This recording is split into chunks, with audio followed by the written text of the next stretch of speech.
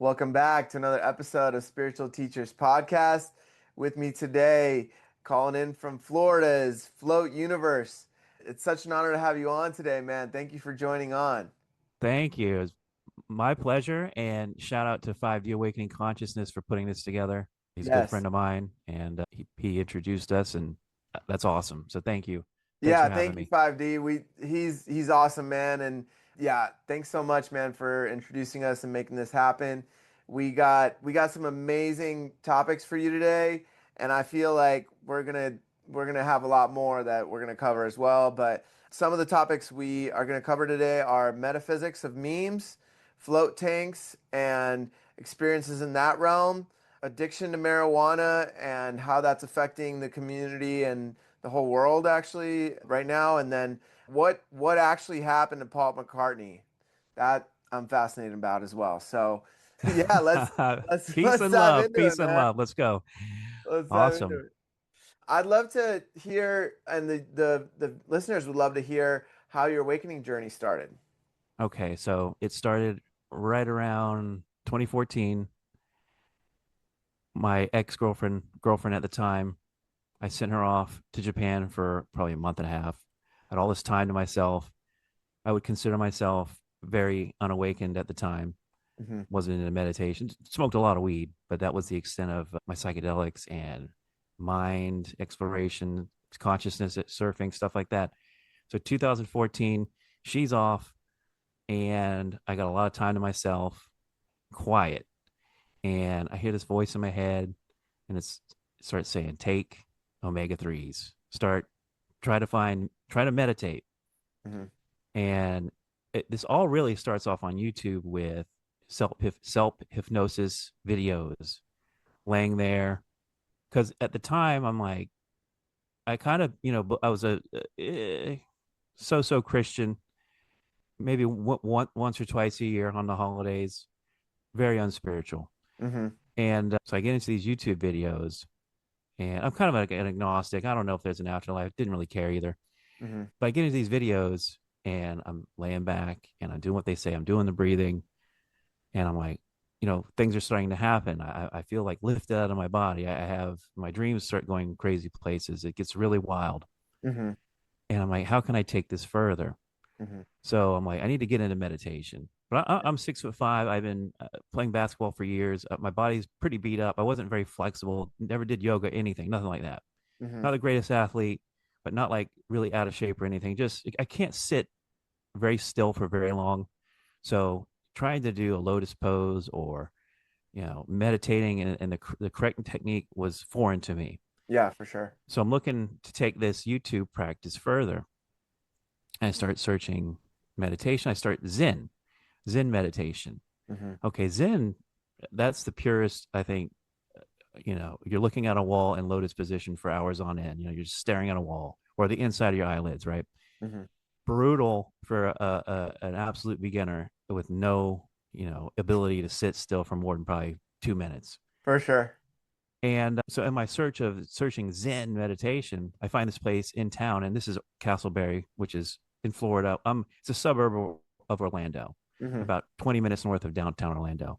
Hmm. So there's a place called Total Zen Float, and what they offer is, because I'm looking for Zen, they offer flotation, sensory deprivation tanks. Now, for those that don't know, sensory deprivation started in the 50s with John Lilly. It's the scientist who should be on the Mount Rushmore of psychedelics with Tim Leary and Terrence McKenna. He would be on there too.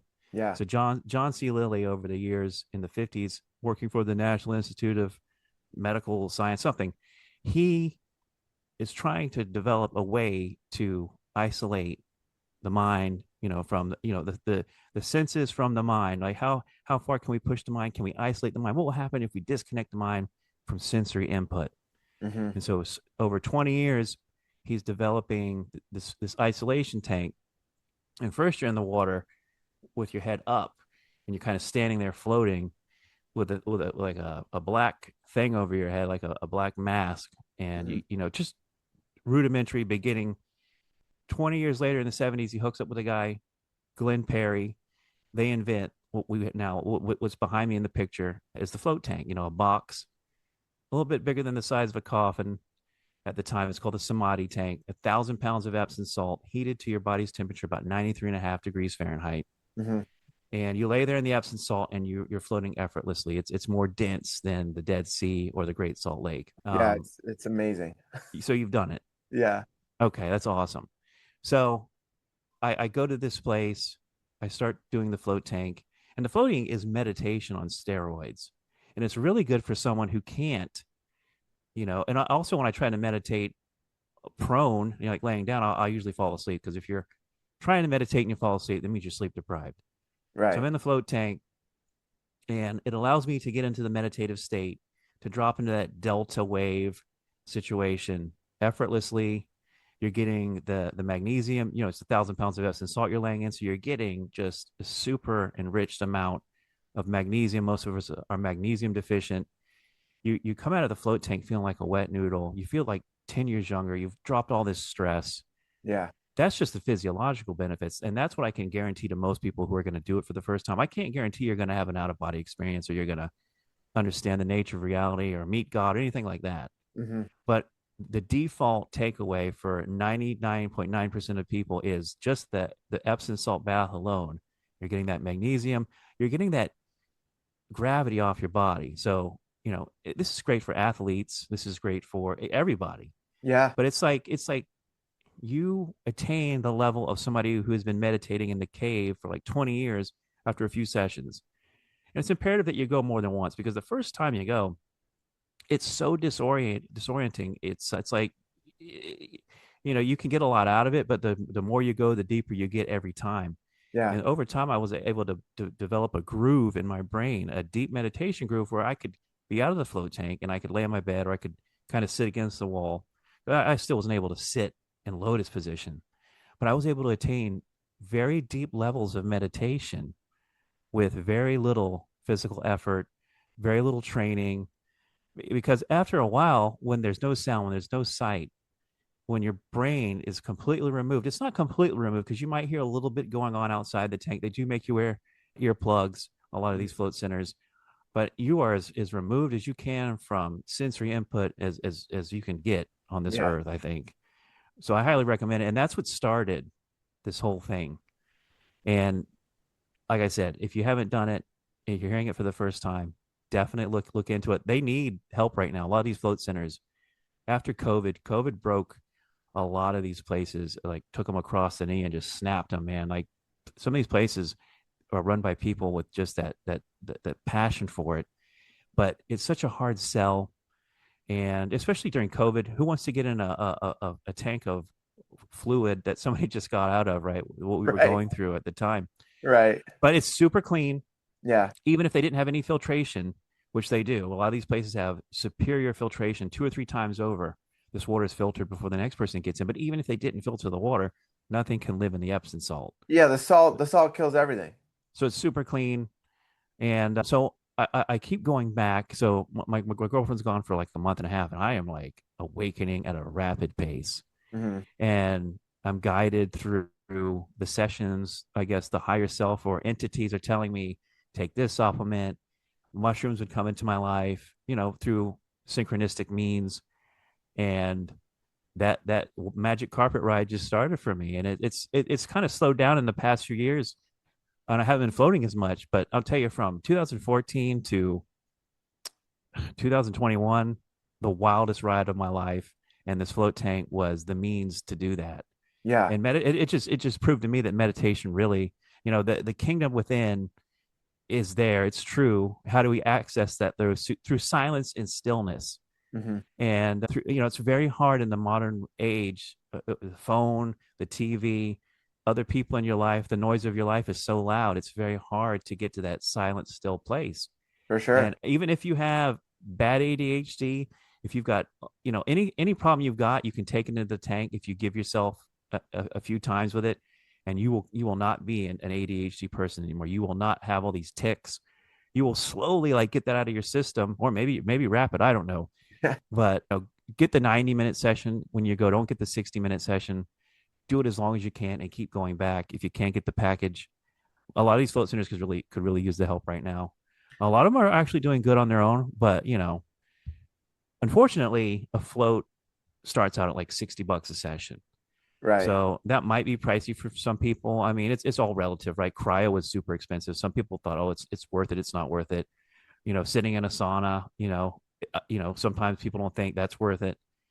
But for what you get out of this and where it can take you to that next level spiritually, metaphysically, physically, just, I mean, anybody that's suffering back, neck, arthritis, I mean, it's good for so many physiological issues. Forget about the metaphysical and the spiritual. That alone makes it worth it. For But then it sure. opens this other gateway of, yeah, I'm going to enter the inner kingdom.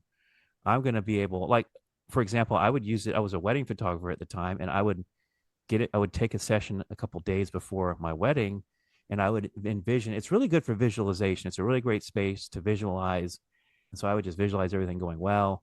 I would try to set up things in my reality field that day where I'm like, okay, this is a marker from what I set up for my visualization. Some synchronistic thing would happen. I'm like, okay, this is from my visualization. So it's a great tool for visualization. Hmm. But to flatten you out, to get the inner stillness going, and to create a deep groove of meditation that you can take outside of the tank, I think it's unparalleled. And Yeah. for a while there, Joe Rogan really got the ball rolling around 2008 because he has one of these in his house Yeah. that was built by Crash at Float Lab. Rest in peace. He died a few years ago. But the Float Lab is a kind of different. This is one of the pods behind me. There's a few different kinds of float tanks. There's the rooms, which are just like what Joe Rogan has. They're just giant rooms with the float tank set up where it's just water and you just step in and you can really starfish in there. You can't really starfish too much in these tanks. I'm 6'5", but I can fit in these tanks. So I mean, unless you're Shaquille O'Neal, Yeah. you can still fit in the tank. Yeah. But there's the pods like I have behind me. There's the rooms, and then there's the boxes. The boxes are less common because the pods are usually what people want it because a lot of people have, oh, I'm claustrophobic. Now, really, you're only claustrophobic in a space where you can see it, right? Like if you get in a little room and you have the lights on and you can see the walls, then you might be more claustrophobic than if you get in one of these and Hmm. you have the lights off. Because Yeah. when you get in one of these and you're naked too, and that's the other thing. So what you reach a point where, and this is why it's important that the temperature is 93.5, your skin's temperature. You at a certain point you completely lose body awareness. You get to a point where your body becomes one with the environment, the humidity of the air, the temperature of the water, and then there's no body, and it's Yeah. It just just feels like you're floating in nothingness. Like it's an it. infinite awareness floating in a Yeah. void. Yeah, Yeah. and it's effortless. People spend their whole lives trying to achieve these states, which is why the inventor called his tank the samadhi tank, right? Because it Right. takes you to a place similar to, if not samadhi, Yeah. oneness and self actualization. So I need to float more. I've just come. I've been traveling a lot. I haven't a lot of these places. Like I said, this industry's struggling. My favorite float center in town, they were going to remodel. They couldn't afford to do the remodel, and so they kind of just stopped. Mm. I was an owner for 2 years. I got involved with politics with my business partner, and it was vaccine or mask. That's what I mean by politics. Mm-hmm. And we went our separate ways, and eventually the float center, which is one of the pictures behind me. This is one of the Yeah. rooms, Mm-hmm. but it was called Totals. So we ended up buying Totals in float. So the place that I floated at for a few years that I found on Google, Total Zen Float, they end up closing after I left, maybe a year after I left, because I was bringing tons of people through my Float Universe account. And so I'll go back in time a little bit. So yeah, I'm floating at Total Zen Float. I'm having all these awesome experiences. I'm friends with the ownership. I even worked there for a couple months. It's awesome. I love it. You know, life happens. I have to, move around a little bit. It comes up where it's for sale. Me and my business partner end up buying it. And I'm living at the Float Center for 2 years. I'm doing Instagram lives. I'm doing overnight floats. I'm hosting people, and we're doing psychedelics overnight. Oh, wow. People would try to come in during the day. They schedule like a 3 hour float session, but they come in like lit on mushrooms or acid. Uh-huh. And sometimes, you know how it is. You can these things have a mind of their own. They're going to do what they want to do, and you can't really tame the mushroom or, Right. it's So I had a guy, two guys come in. They book this. They book both the tanks for 3 hours. They come in and they think they've launched correctly. One guy gets in. I don't hear from him for almost 5 because we didn't have anybody else behind him. I just let him set sail. But Yeah. the other guy comes out of the tank after a half hour and he's freaking out. Oh wow. So I have to trip sit. We have a yoga room. It was a yoga studio and a float center. Oh, that's awesome. It really worked out in a lot of awesome ways. And especially when somebody's coming out of the tank and they're having a bad trip. And that's why I let his friend stay in the tank for another 2 hours. And I'm like, well, A, your friend ain't coming out. He's having a good time. And B, you're in no place to go anywhere, Right, exactly. because he was the one driving. So it's like, Right. even if I wake your friend up, you're not going anywhere. No. So it's helped me to like realize I had neck and back issues, and it helped me realize what the source of the problem was. I had an Atlas issue, the C1 vertebrae. If that's out of alignment, everything beneath it is fucked up. Hmm. And so people would come out of the tank, and I would see they're jacked up one way. Because after the first few floats, I started to notice, hey, wait a minute. I try to relax my whole body, and some parts of my body just kind of hang. They won't relax. Why is that? And through psychedelics and DMT ultimately showed me, so it's this progression of YouTube videos, float tank, psychedelics to the king of psychedelics, DMT, Hmm. searching really why am I like this? How did I accumulate all these problems? Yeah, I do believe there's a spiritual solution to our physical problems, absolutely. So I worked from that understanding, like, okay, if I can understand spiritually why I got to this point, I will find the medicine, the relief, and I won't repeat it. I won't repeat it. So I understood that I've accumulated these problems through basically unconscious living, work on the consciousness, and then the tools, which was the Atlas Orthogonal, which is it's just this, it's a precise measurement of your atlas and how out of alignment it is, and they use a tool with just sound wave. It's no touch, because I'm kind of anti chiropractic, because if the guy's coming in and he's got greasy hands or he's having a bad day and he slips, it's not a precision adjustment. Basically, is what I'm saying. But with this Right, right. Atlas Orthogonal changed my life, and so people would come out of the float tank, and I'm sitting there at the front desk running the show, and I'm like, "You have an Atlas problem." You have, and because I could see how jacked up their body was. I'm like, Mm, do you have a neck problem? Do you have back issues? Absolutely. I'd send them to my guy, and their problem solved. wow. So I really So miss he was that era. Go so ahead. he was using sound waves to like for minor like the tiniest couple millimeter adjustment of the atlas, the bone at the base That's of the skull. exactly it. Wow. They X-ray it, measure it, and they put you on the machine. It's a precision adjustment, which is why I loved it. Oh, But what do they call? Is there a name for that? yeah, Atlas Orthogonal, Orthogonal. Yeah, Okay. orthogonal. Yep. And Anybody out that's there? the name of that type of technique. Yes, and there's also the Blair method. I think it's less precise, but the Atlas orthogonal, it's a specific machine they use, and it's fairly common now. It's relatively new. I think it's like 15 years old, Hmm. but and this was 10 years ago, so it was relatively new at the time. And DMT ultimately led me to that.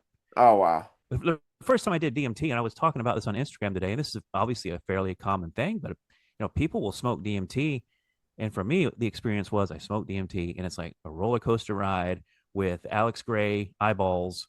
The artist Alex Gray, the Yeah. psychedelic eyeballs are just millions of them on the walls, and I'm shooting through this tunnel, and I get to the end of the tunnel, and it's two gestures saying, "You cannot proceed.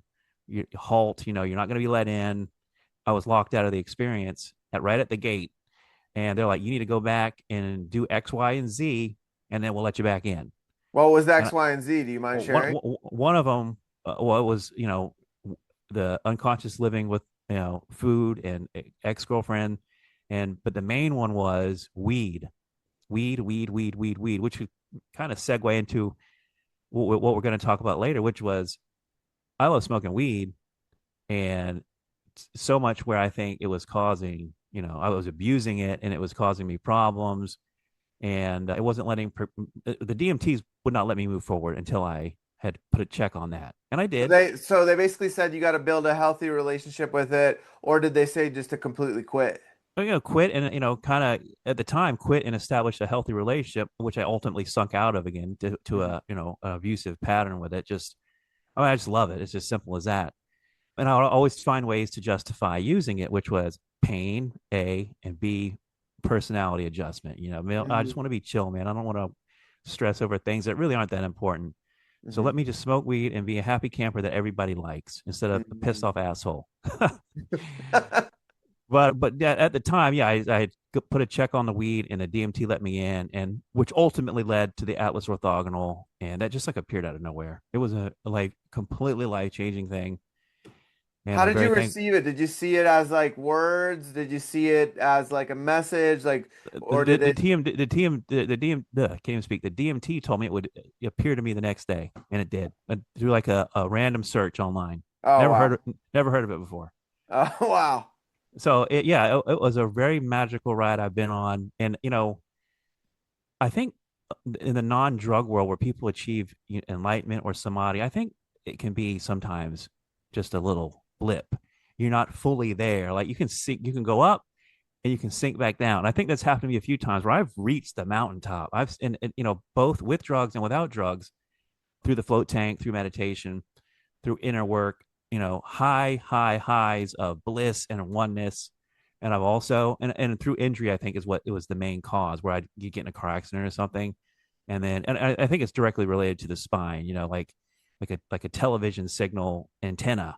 If it's nice and straight and way up high, you're going to get a crystal clear HD TV signal Yeah. versus, I get in a car accident, my neck's busted up again. It's like static. Yeah. My reality is not so clear. I'm living in an unconscious pain, and that consciousness level sinks. Now I think some people reach it and they never go back down. But I do think, and I'm one of them that have touched the mountaintop many times through many different ways and have come sinking back down. I think what you mentioned is really important is the spine being straight and aligned is a really important key to keeping the energy flowing and to reaching those higher states. When I've worked with different plant medicines, my body needed that alignment before it could take me into those other states. Kind of like the gestures for me were that my spine needed to align and be fully like, Well, absolutely. That's why the Atlas was so yeah. important for me to get Mhm. that vertebrae in alignment, that the Yeah. signal could go all the way, the snake could reach all the way to the top. And I Yeah. also think, to segue a little bit to a thing we weren't even going to plan to talk about, but I think this is really important now that I think about it. You know, maintaining a high level of sexual energy, meaning not just sex, but jerking off, masturbation. Holding the Uh, seat. yes, semen retention, and at a higher level, which I have not reached yet, which is to be able to play with those energies and not waste them. Right. Have conscious sex. You know, but definitely once the spine is straight, then because if you're jerking off, I think you're wasting all that fluid. It's like it's leaking out of the bottom of the system instead of pushing its way towards the top. Yeah. So once I got the spine straightened out, everything really was in place for a while. And then I don't know what happened. My karma, car accident, another car accident. It wasn't Mm, even my fault. It's just you're driving along, and bam, somebody t-bones you. Just nothing I could have done about it. So yeah. I'm like, how the hell am I sitting on the mountaintop of an enlightenment situation here, running the float center, spine is straight, sexual energy under control, and then bam, back into the pain world, back into the weed, back into the unconsciousness. So Well, it's been there's a point I'd like to add to that, and I think that we've talked about this on the podcast a few times, but basically integration is really important. Taking what you've learned in those experiences, whether that's meditation, psychedelics, whether it's some sort of plant medicine, whatever it is, but actually taking everything that has been received in those messages and integrating it into our life and into this reality. And a lot of people in those spaces aren't giving themselves that time and that space to really integrate. I agree. And I think it's also a test of your mastery, which is like, okay, we've given you the tools, you've gone through the course once. Are you, what did you pick up? What did you learn? Can you take the tools that you just accumulated over this journey that you just had and, reintegrate or, use these tools and, do better than last time? And so that's kind of where it's been. I get up, I get knocked down. I get up, I get knocked down. I'm like, well, why do I keep getting knocked down? So for me, the only thing, it's like diagnosing a car or something. You keep pulling things and pressing buttons and, try to figure out what the damn problem is. And it's like, oh, wait a minute. The only thing I really haven't taken off the table is weed. Through this whole Mm. journey, yes, I've minimized it or I've become more conscious with it, but there has never been a point in this 15-year journey where I took it completely off the table for more than probably, you know, I've just recently passed my longest, which was 3 months. I'm at 4 months now. No use at all. Now, I'm not completely sober. I'm not like I'm sitting here a drug addict, but I still use Kratom. I picked up a nasty Kratom habit over the past 6 months. A lot of So it's people like, don't even know what kratom is. oh, well, I recommend unless you want to deal with opiate withdrawal, don't get involved. As much as it has been a wonder drug. So what happened was I had another incident where I get into yoga 2 years ago. I had a breakup with an ex-girlfriend. I hadn't let myself go completely, but I got worked by that last girlfriend. And so I'm in this state where I'm like, okay, I need to, start the ball rolling again towards higher consciousness, get back in shape, and da da da. Let me find a yoga teacher. And I do what I always do. I let the universe bring it to me. I don't go out seeking. I really don't Best try to, way. exactly. I don't try to seek. I say, let the universe, let the tribe match my vibe type deal. Let it happen.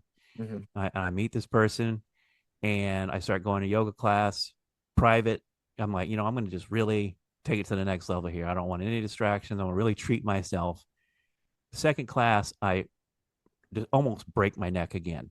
Oh Like an God. it. Well, I was an idiot though. I go into the class saying they're like, what's the goal? What do you want to achieve? And I was joking, but I said I'd love to do handstands down the street. I love to do a fucking cartwheel down the street. Now, mind you, I'm 6'5", and I'm not Mr. Limber, but that was my goal. I was joking. Well, Uh-huh. this person, and I don't think they were the best teacher. They did refund my money, thankfully. But second class, they're trying to get me to do a handstand, and I just slipped, and bam, 200 pounds of force right on my neck. It's amazing. I'm not in a wheelchair, so Wow. I have two jobs at the time. I need to perform, Hmm. and one of them is traveling across the country. I'm in Salt Lake City of all places, and I discover 7-OH. You ever heard of 7-OH? No. It is a kratom alkaloid. It is a derivative molecule, and they just keep tweaking the molecules to keep these drugs legal. Uh-huh. Because kratom in a lot of states isn't even legal. It's classified as a Schedule 2. I don't know if it's Schedule 1, but it definitely not legal in a lot of places. Hmm. But so the 7-OH, it is like I said, it is a kratom alkaloid. It is 30 times, 40 times more potent than morphine. It works. Whoa. It's short duration though, and the withdrawals are bad. Hmm. But I'll tell you, you're laying in a bed and you can't move. You feel like Christopher Reeve after the horse accident. You're like, you take a 708, you are like Superman flying out of the bed. Well, there's a So, lot of other benefits of kratom too, like right, that a lot of people don't know about, right? It gives you like sharpness of mind, right?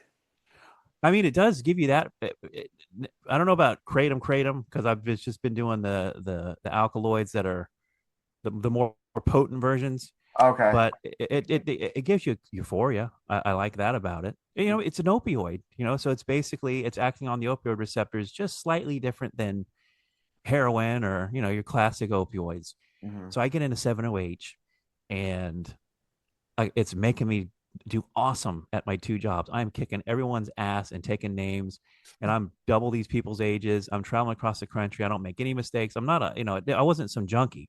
Right. It was really getting me through hardcore pain. I finally say, you know what? I got to go see the neck doctor again. I find, because I'd moved to Wisconsin, and I find, because I didn't have my normal doctor. If I would have had my normal doctor, I probably would have had my neck looked at sooner. But I'm a not a tough guy, but I'm like adverse to going to see a doctor. I'm a typical guy in a lot of ways, where it's just like, I don't want to go to the hospital or a doctor if I don't have to. I'll really punish myself in that respect for a long time, and I Yeah. did. I should have saw a doctor sooner. Yeah. But I saw the doctor, and she's like, you fractured your neck," and I'm Oh, like, wow. but this is like a year after it happened. Yeah. I've been in that much pain and on an opioids that long, and I'm like, what would have been the outcome had I gone to see a doctor immediately? She's like, basically the same thing. You would have just had a legal prescription opioid versus the gas station, head shop opioid, which I was taking. Okay. Now, 7-OH has been, for the most part, banned across the country because, like I said, it's 30, 40 times more potent than morphine, and the withdrawals are terrible, and it's Mhm. very addictive. Like if you go online to these subreddits about quitting 708 or 708 subreddit, people are like racking up their credit cards, failing relationships, hundreds, not hundreds, tens of thousands of dollars in debt. Some of these people, because it's short acting, it's addictive, but you're not going to really nod out. And it's a weird drug where it has a ceiling effect, meaning if you take too much of it, you're going to be punished. You're going to be throwing up. There is a Mm. limit to what it'll allow you to take. And that's what Okay. happened to me. The first time I took it, I actually had taken too much. I said, well, I'm one of these guys. It's like, it says take half. Let me take the whole thing. Mm. Kind of an idiot in that way. But I'm the first time I took it in Utah, I did feel a little warm and, pain went away, but I'm puking in the toilet. Right. So, so I get hooked on 708 for a while, finally kicked that. Now I'm still using Kratom to get off of, I pulled back. I've got off the weed for 4 months, and I'm just right at the end of my Kratom journey. So I don't recommend Kratom to people Hmm.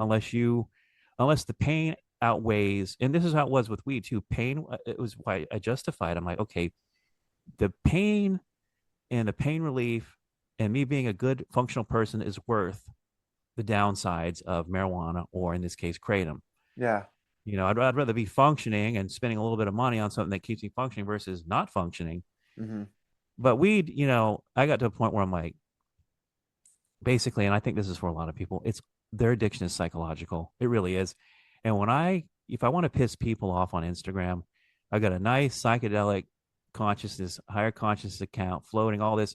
And a lot of these people like me smoke a lot of weed, and Uh-huh. they don't want to hear that their panacea, their cure all, their godsend is addictive.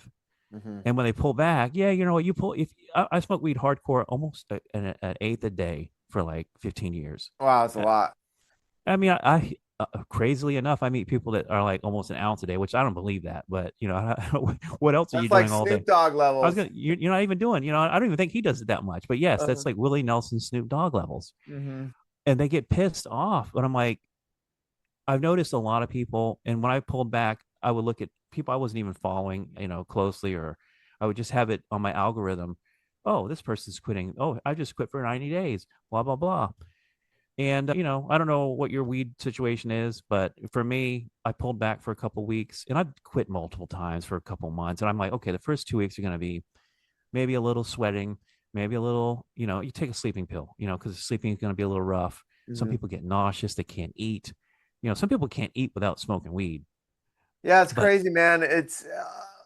I feel lucky because when I was in college, I experimented with it. I had a buddy who was a dealer, and he was a good friend, and I probably was into it for maybe 6, 7 months.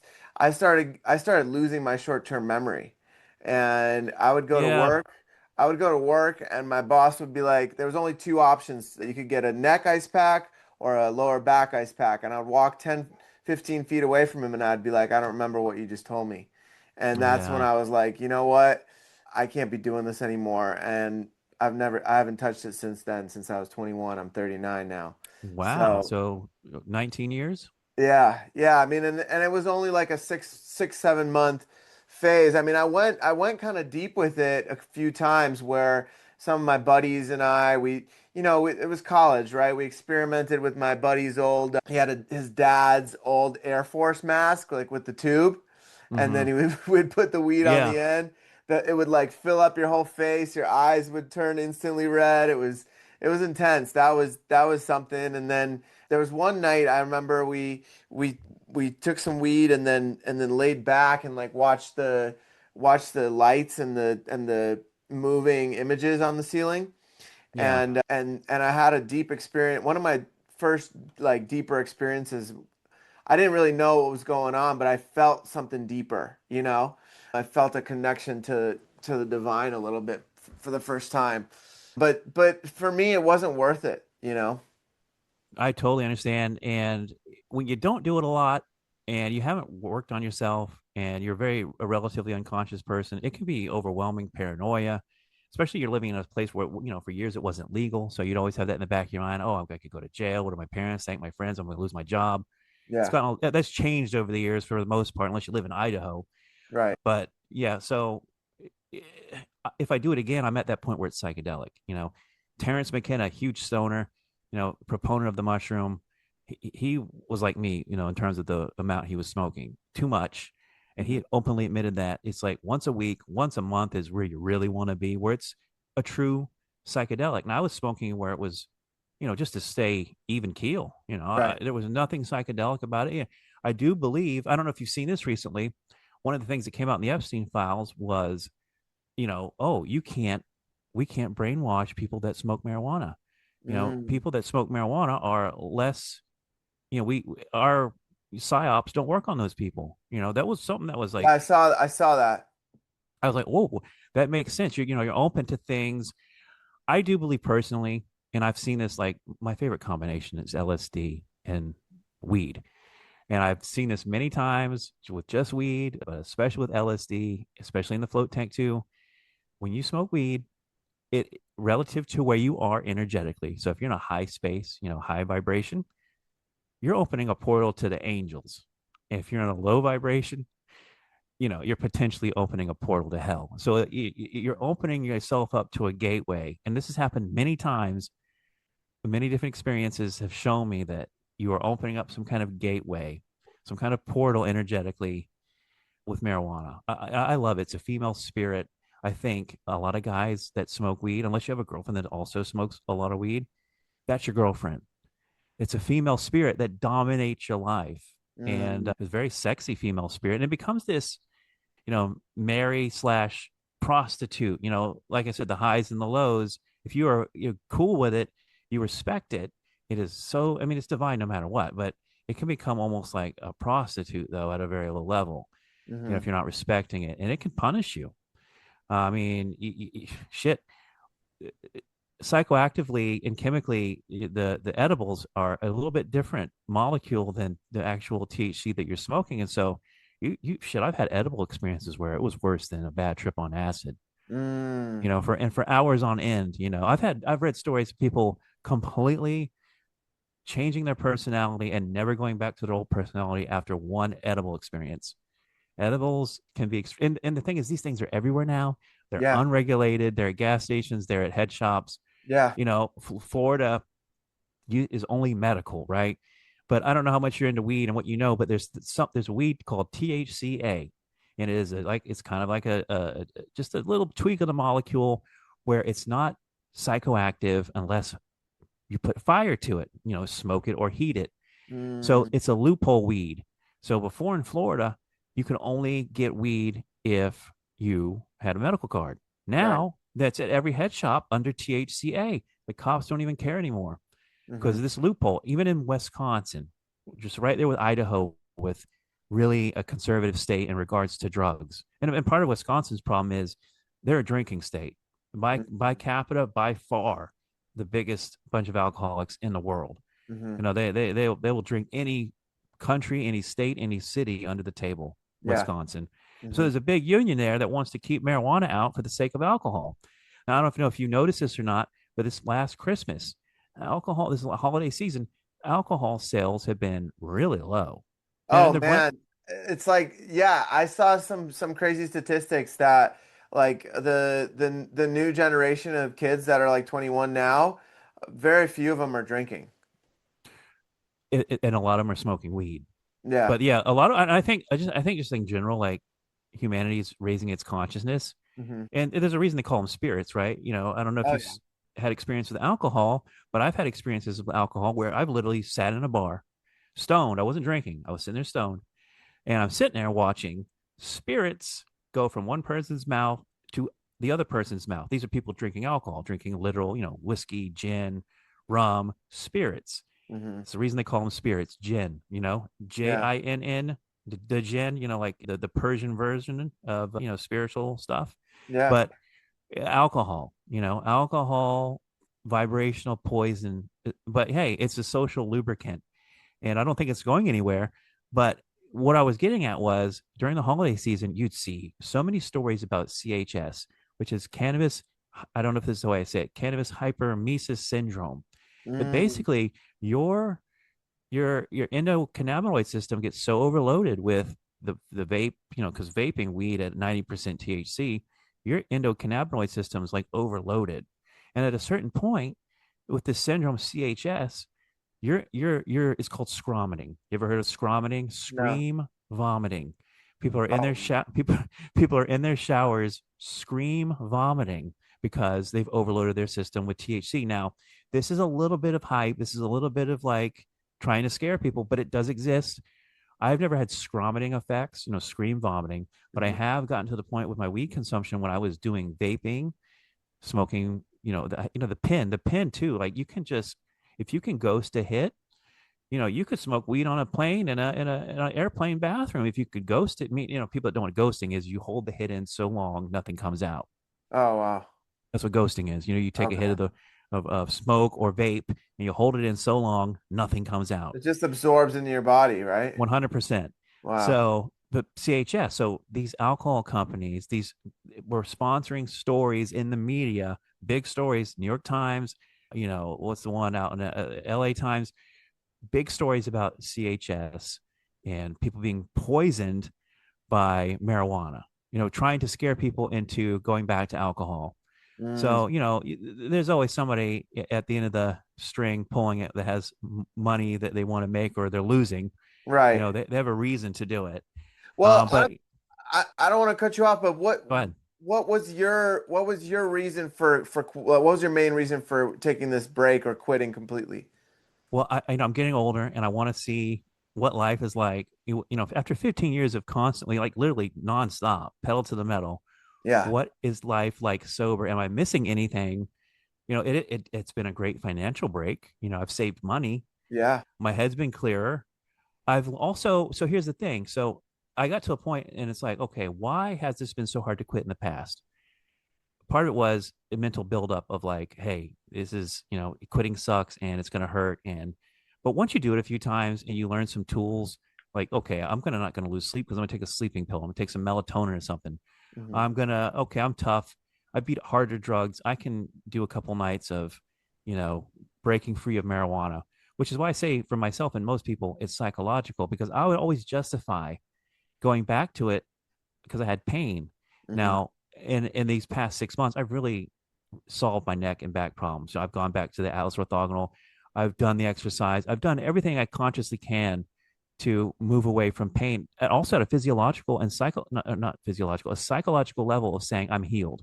Hmm. You Yeah, that's not huge. not being a constant victim. Well, I think that was part of it too. It's like, oh, I have back pain. Oh, I have neck pain. I'm a constant victim.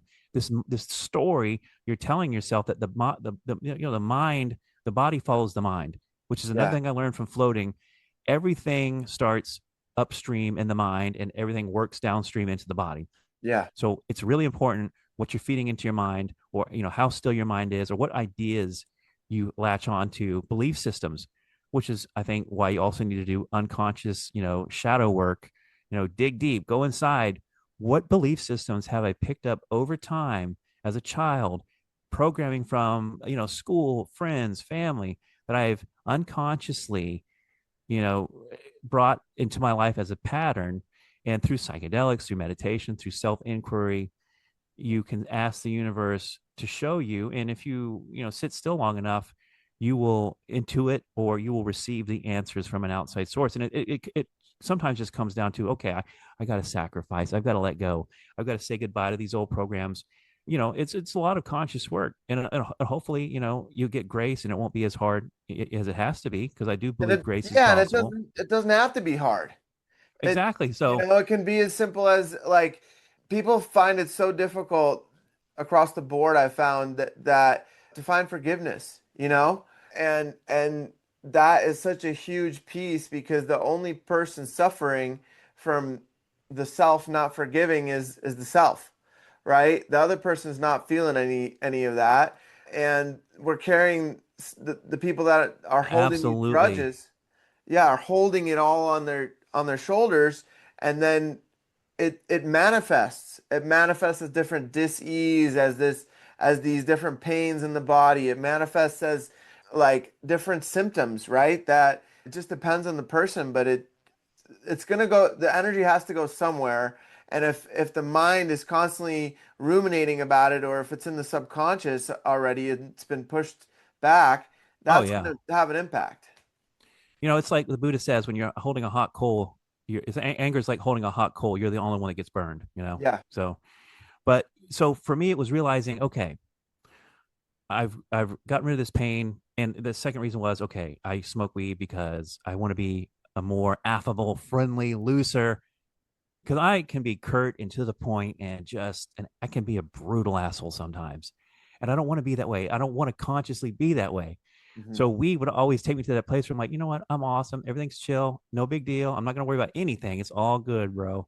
But Hmm. I need to be like that without the crutch. Hmm. So this last time around, I really also worked on the anger, consciously worked on the anger, saying, you know what? And I've gotten the work has worked because I'm not, like I was 6 months ago. Hmm. So now I don't have the psychological excuses to go back and say, okay, I need weed. Oh, I'm in pain. Oh, I'm an asshole. Hmm. Now it's just, okay, we're gonna, it wasn't much of a white knuckle, like sweating through the pain. And it was no, it was a really pretty easy physiological quit. I think for most people, it's psychological, the hold that it has on them, the crutch that it is for whatever reason. Some people, like I said, need it to eat. They cannot eat food. They've told themselves through repetition, through their belief system, that I cannot eat tonight unless I have my weed first.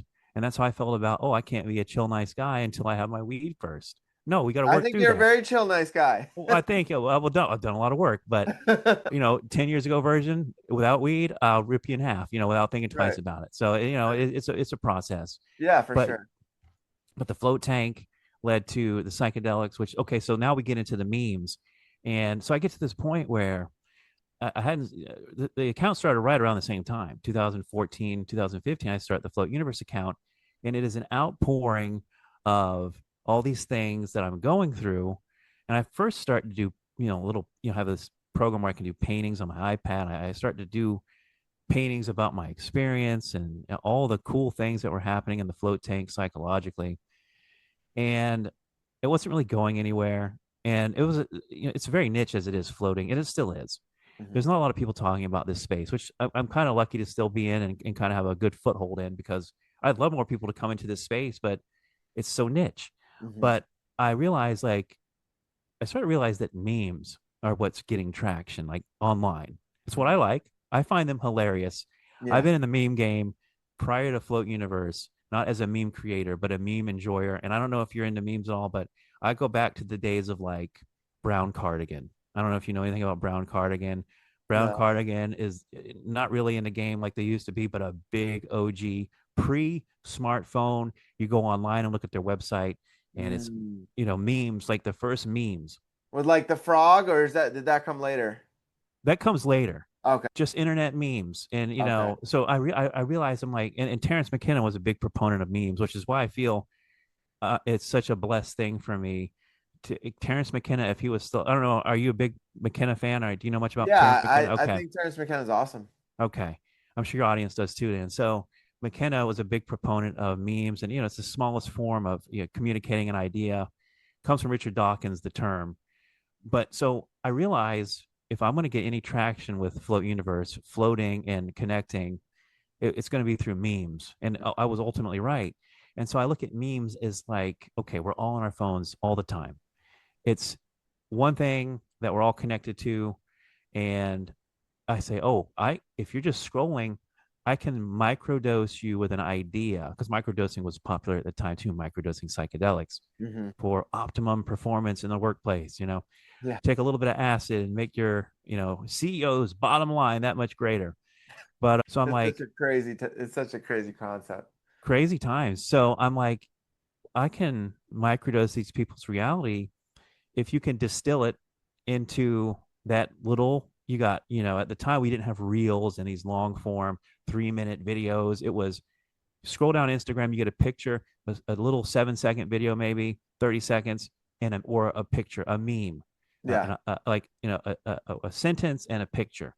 And Hmm. let's distill consciousness and the DMT experience and floating. So I said, let me start making memes about float tanks.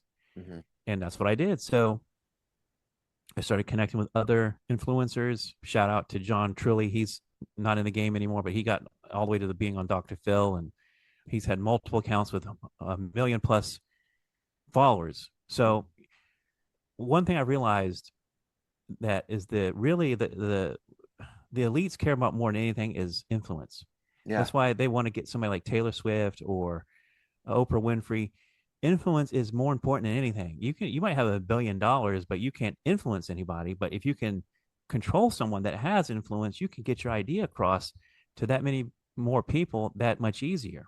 Hmm. So that's why these elites want to control celebrities is the amount of influence, like Lady Gaga, like how many millions of people did that person influence, and just like that. So I just realized that influence was important, microdosing their reality. And so the float universe is kind of slowly, and it's had its moments. I had big moments, and I got shut down big in 2020, 2021, where I A lot of started to, people did. I Yeah. I had to address, because part of me and what I've come back to is unity consciousness. And I did kind of split in 2020, 2021, because you do have to make a decision. Where do I stand on certain things that For everybody's sure. talking about? For People want to sure. hear. And I want to be truthful. I think that's the number one thing I have going for me, which is I've always been truthful to my audience, even if I have to look stupid or I have to go back and readjust my position. I'm like, I was wrong. I'm not afraid to admit I was wrong. Hmm. I want to challenge myself. I want to grow. If I'm wrong, I want to know. Yeah. But I also people want to know where I stand on the vaccines and the mask, and is this fake? Is this a psyop? And I was over the target so many times that I was just so close to having. I did have the account taken away from me for months, and well, I don't know if I've got somebody out there in the FBI, the CIA that likes me and said bring him back, but they did bring me back, and I was doing I did ultimately 5 episodes with 5D Awakening Consciousness. That was when my podcast was really going, Hmm. where I was big in the Q movement there. I don't know if you got into that at all, Yeah, for sure. but I was knee deep into QAnon Hmm. especially in the beginning. I'm like, oh my God, all these things are happening. It's really true. Now, the thing is, I dropped it over the past year, but then, I didn't get back into it. But Epstein, the list coming out and all these things, the revelations, I'm like, okay, see, I was right about 90% of these things. Mm. I dropped them and I let them go. I said, this is not unity consciousness. Hmm. Because here's how I look at it now. It's like, okay, sometimes I hate it when I'm a fan of somebody and then I realize they have an absolutely shit take on something, Mm. and they really want to spread it and put it in my face. I get it. You have, your beliefs about things. You have, whatever. Keep it to yourself. Or, so for me, it's like I don't want to turn people off from the floating or the psychedelic experience because they might not agree with my politics. Right. So I've kind of pulled back from that and left it more mysterious. And really, where I'm kind of at is just love again, because like I said, I kind of lost the unity consciousness. And so I think that's also one of the reasons why we fell apart at the Float Center. We, as a group, I would consider her awakened and enlightened too at the time, my business partner. And basically, she said at the end, "You've lost your oneness." And I don't know about you, but I do believe that the universe is we're all one. Everything is literally For vibrating sure. a frequency of the hologram, and that's God too talking to me. Trump on TV is God, Biden is God, people I hate are God. Right. you know so that's where I'm living. So I'm like, okay, well, I get it. I've lost unity consciousness here, and I admit it, I did. Hmm. you know so that's why I lost the Float Center. She went on her own way. She kept going with it. It fell apart for her, but tough times as well. But and I went on my own way, and I almost got a Float Center last year, but I have just been working on optimizing myself again, and pulling myself up out of the accident I had, and That's the neck great. issues and the addiction. So I'm in a great space finally where there's the addictions all are gone. They've all been worked on. The pain is Awesome. gone for the most part. It comes back from, I'll sleep on my neck wrong. I'll have a bad day. But, I have the float tank as an option. I have other, modalities. I'd like to explore, light therapy more. Cryotherapy was great, too expensive. A lot of people try to run a cryotherapy center and they realize what a nightmare it is to, get the nitrogen tanks or Yeah. find an audience for it. It's expensive. Hmm. But Well, that's I'm really curious. So, what was the most amount that you were floating? Like, were you doing it every day for oh, X sometimes amount of time? yes. When I was living there, I was doing it sometimes twice a day, every day, and then Okay. every weekend, every 2 weekends, because LSD and psilocybin, they take 2 weeks to get back to baseline. Okay. So for example, for people that don't know what I'm talking about, if I took 1 tab of acid today, I would have to take 2 tabs of acid tomorrow to get to that same place. And then Okay. the next day I'd have to take 4 and then 8. And you know what I mean? So you always have to double it Mm, unless to get back to the baseline. with those two psychedelics, it takes 2 weeks. So Okay. I'd usually wait about 2 weeks and then I'd redose again, a tab or Okay. two. And sometimes I get in the float tank, and if I didn't take enough acid, I would lay back. And if you take enough, you're just going to dissolve into nothing. You're going to be an awareness going on a trip of of your life to another side of the galaxy. Amazing shit. Hmm. But sometimes I wouldn't take enough acid, and I would be in this hell state where my body wouldn't dissolve, and I'm like half dissolved. It's a total mental thing, of course, but when your Mm. eyes are closed and you're in a void like that, you can go to hell. I had a guy float in the float tank, and he was very spiritual like me, and he smoked DMT in the float tank. He laid back, and he said he saw Baphomet, and he said too many meat eaters are floating in the float tank. Now I said, look, bro, I think that is a reflection of your psyche, because Mm. ultimately I haven't come to the conclusion: are we entering objective realities, or are we entering subjective realities that are a reflection of our own mind? I'm a believer personally with psychedelics, for the most part, that these are subtle reflections of ourselves. Where do you Mhm. stand on that? Right.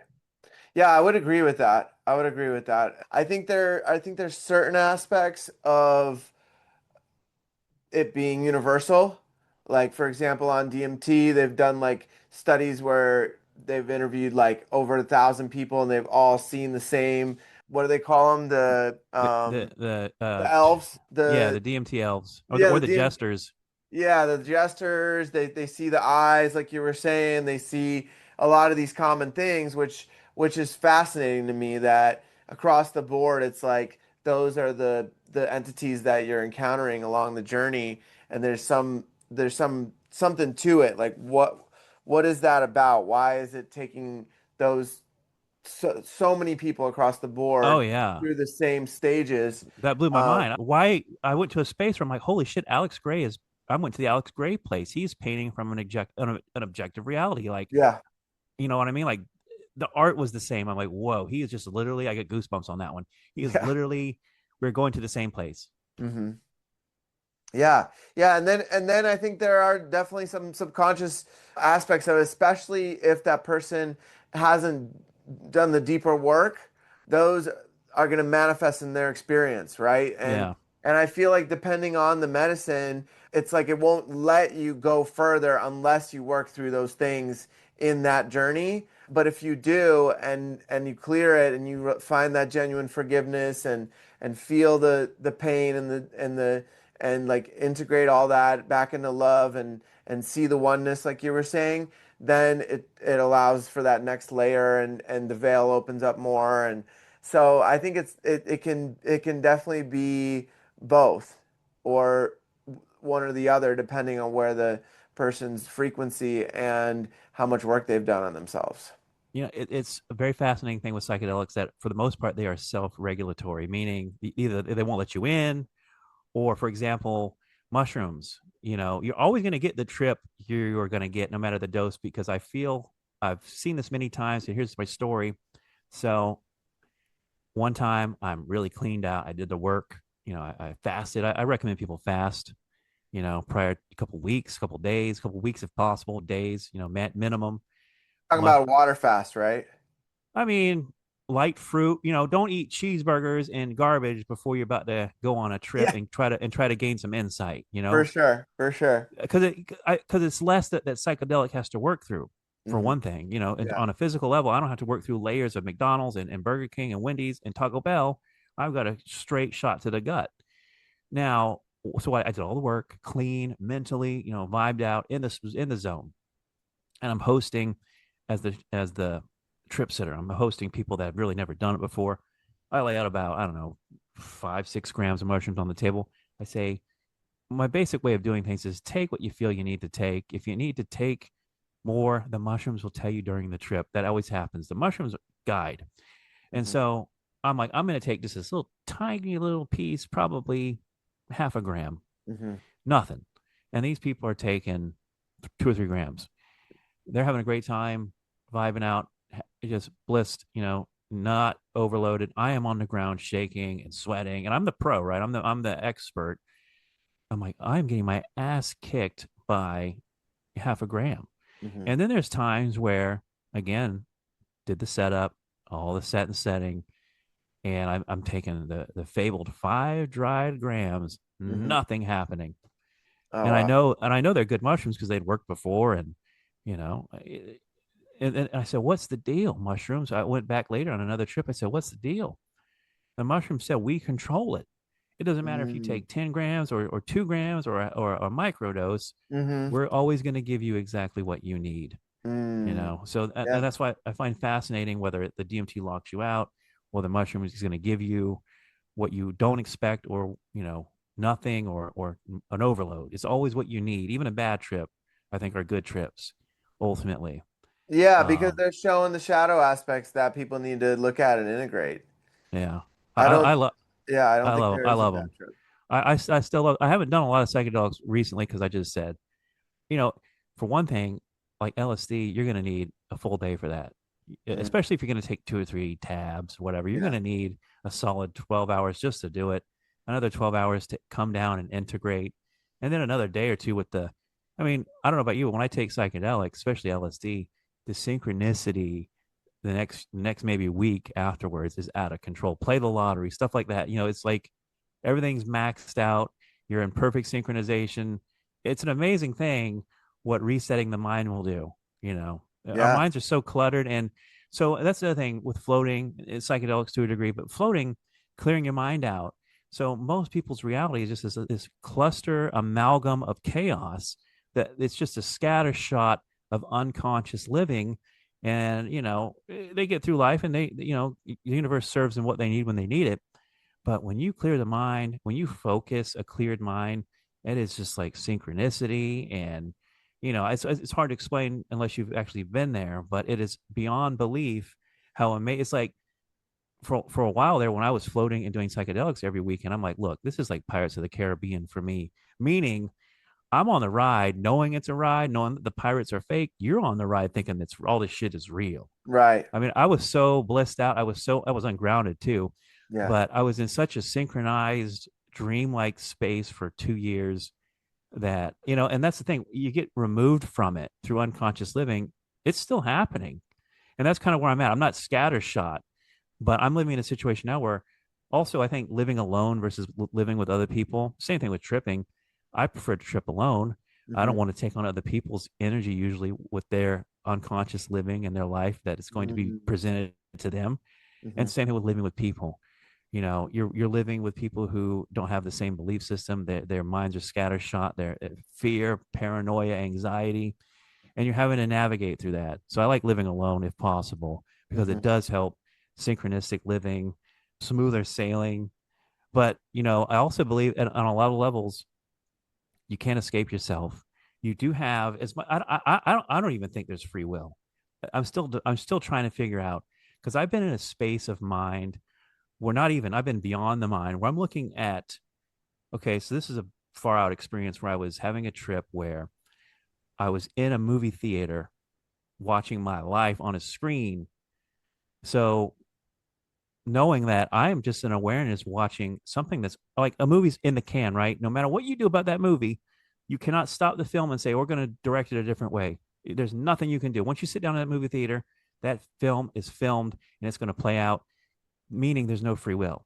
So you're Hmm. sitting there in this movie theater of your life as an awareness watching the screen. And so people are so unconscious, they are like up to the screen, because you can get into a movie where you're sweating and you're feeling it for the character, or you're getting scared, or you're crying.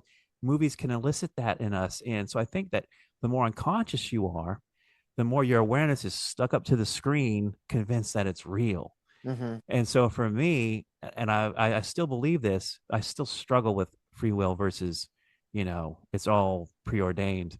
Hmm. That I'm just in a movie theater, and the more enlightened I become, the more still and quiet I can get back to that space where I'm like, oh, because once you realize nothing matters, you're actually free. Now, some people will say that's kind of sad and hopeless, but on the other side of the scale is, once you realize there's nothing matters, you're really free. Hmm. But it's hard to explain unless you've been there. I try to Right. explain this to people, and sometimes I can't even fully articulate it. But the No, best you're doing a example is, great job. It's like being the observer of the movie or this experience of the Matrix, right? And I've been really contemplating this a lot lately, where I start thinking about like, okay, I want to manifest something. Let's say I want like a specific item, right?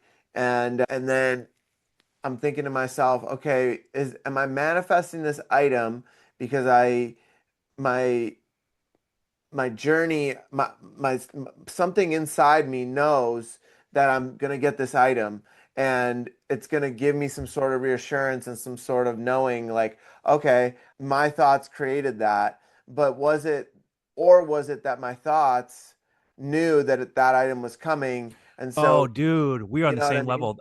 I've been see that was my problem I've had for years. I'm like that exact way you've explained it was like, did I manifest this or did my awareness know it was in the future coming? Right. I've been totally stuck on that for years. Yeah, I don't know what the answer is, but I it's do really not interesting. think we have free will. I do not think we have free will. I think we have the illusion of free will, but I think it's like an exploded view of reality where you get so far removed from the play, the screen, you realize you're in the theater, you're this awareness sitting, and I've had this many times on acid too, at many different variations on the theme of this same thing that I'd like to re-examine again soon once I have the space for it. I Hmm. love to just go get a room on the beach. When I didn't live in the float center, what I would do was I'd get a room on the beach, clear myself out mentally for a week or two, fast and fruits, juices, water, and then yeah, take acid, sit on the beach, sit in the hotel room. I mean, one time I was channeling. I mean, when I was doing no fap too, because Steve Jobs is a big practitioner of semen retention. Excuse me, semen retention. So I took, I was really obsessed with Steve Jobs for a while, Hmm. and he was big on semen retention and meditation and LSD, all these things. And I kind of put it all together, and I went, I think, 9 months without any kind of sexual activity, no jerking off, no sex, nothing. And I think I had channeled the ghost of Steve Jobs. Now, Oh, wow. long story short, he was lamenting about our use, of the phone, and did he invent something? Did he help, bring something into the world that, but I think like any tool, it's how we choose to use it. Same with AI. Hmm. I'm not really afraid of technology, and it is what it is. Can't. I think what is God? Why has God put us here? But to I think there's divinity in that, and I'm not going to get into that. But ultimately, I channeled Steve Jobs, and it was a wild night. And I also I encountered the guy for the first time. I was surfing through. I like to surf the internet when I'm doing acid sometimes, and I come into contact with the smartest man in the world, and it was like the wildest thing. I was like talking to him in my DM. He's he's no longer the smartest one because now it's a Korean guy, but it was Chris Langham. That guy, he was like a big guy, like he has a huge head. But I'm like, wait a minute, there is a correlation between intelligence and semen retention. I just know it. So for anybody listening out there, just give it a test. Stop having sexual activity for a while. See Uh-huh. if your intelligence, But I do believe that that that semen, that magical elixir, whatever it is that's brewing downstairs, when it is finally, through buildup, pumped into the third eye, there's something. It creates life, right? It's the Yeah. seed of life, right? So Yeah. I think there's a special power to it. Now, when I was talking to the guy, I interviewed the guy multiple times that had Dick Kahn. He did the DMT book where he had done smoked DMT like 900 times, right? And this is over and over again. Hmm. Long story short, the fuel for the DMT experience was through sexual energy.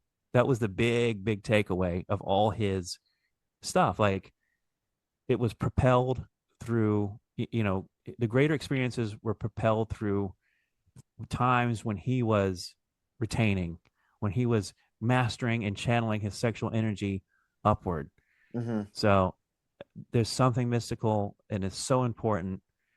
And I haven't been great myself with it lately, so I'm just gonna keep it real. I Hmm. need to get back in that space too. Hmm. And so now we've got a culture of like, internet porn and gooning. I don't know I if was gonna, yeah, I was gonna ask you why do you think porn's free? I mean, there's got to be a reason for that, right? And it usually, like my mindset's like, I'm sure people would pay for it if, it wasn't they didn't want to control the masses by men releasing their seed so much, like Yeah. Well, you know what they say, when it's free, you're the product.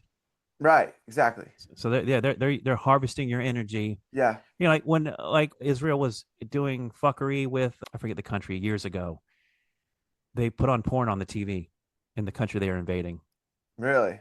Yeah, and then all the men were just so distracted with the pornography, especially in these Arab countries where this is forbidden.